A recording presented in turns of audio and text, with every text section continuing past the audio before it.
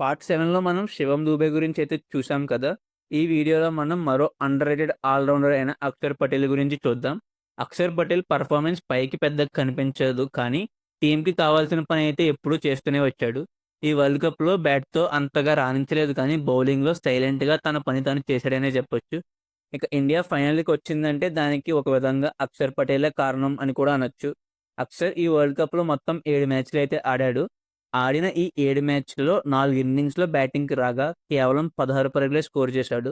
Strike rate చూస్తే 107 ఉంది. Average కూడా 5.3 గానే ఉంది. ఇది ఇంత తక్కువ ఉండడానికి కారణం బ్యాటింగ్‌కి అవకాశమే రాలేదు.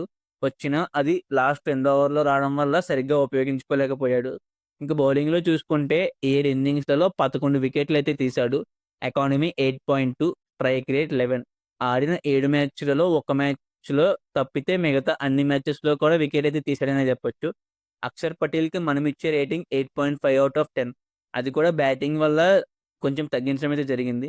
పార్ట్ 7లో మనం మన నేషనల్ ట్రెజరీ అయిన జస్సీ బాయ్ గురించైతే చూద్దాం.